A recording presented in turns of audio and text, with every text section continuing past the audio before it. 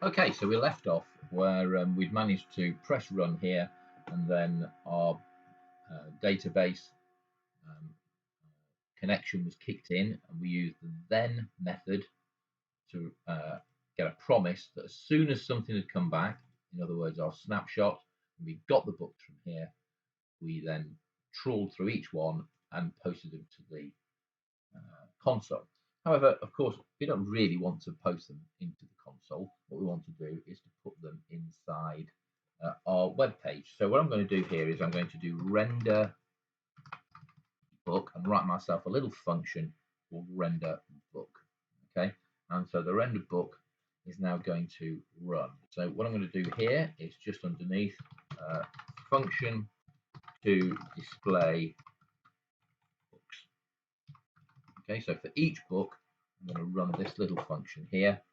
Okay, and you may have noticed on here that I've got here a little list. There it is, a little list of books called book list. Okay, so that's called book list. So I'm just going to go to here, and just as I did for the others, I'm going to use the you can use query select or get element by ID. That's, I'm going to do actually get element by ID. I prefer that, I don't know, but by ID, and I don't need the hashtag. That's it. So I'm going to get this element by ID, which is my book list. So it's called book list here now. Okay, so when I want to refer to it, I can refer to this book list, and now I can write my little function. I'm just going to get the function here. Okay, and drop inside here. I'm going to do function render book. Okay, and then inside there, I'm going to pop in my code. Okay, but actually, what I want is the doc there. That's right. I've got the whole thing, didn't I? So that's all right. Take that out. There we go.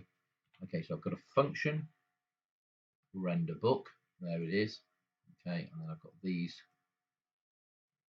there. The colon will do. So every time I go in here, I render a book. So I'm going to put doc in there. Okay, from my render book there. I'm going to pass the document through, and then it's going to render my book. So hopefully what this will do is I'm going to create a list element and then a span element for each of these. Okay, so if you don't know what list and span are, go back to the HTML videos. Okay, and I'm going to set an attribute in here called data ID, which is the doc ID. Okay, so it's an attribute for the list, and then I'm going to pull the title from the database. So here it is, doc.data.title. That's the data of this document here, and then the author of the document. Okay, and then I'm going to append these, append child title and author to my list, and eventually put my list into the book list. Okay, so if you're unsure about how the HTML and JavaScript for this is working, the key thing from the database point of view this lines here where I'm getting the doc ID as an attribute. So I've got this attribute called data ID, so I can refer to what the book is inside the database. Okay, so that doc ID is the one in here. That's that ID there. And then the title and author are the names of the title and author. So what we really need to do now is just try and test that.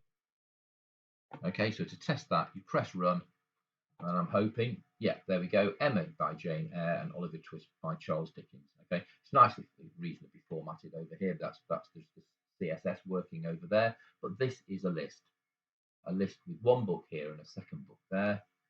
Okay, and they've got a span here. That's the Emma, and each of these are spans with inside there, and the bottom borders giving us the line. So rather neatly, we've now managed to render the book. Okay, so we take each document, doc, pass it through as a parameter, and then use the render book function to create ourselves a nice list span, and then we give the list an ID because that is going to come in quite useful a bit later on. So there we have it. That's how we can just take right at the beginning, list all the books that we've got and put them straight on to our web page.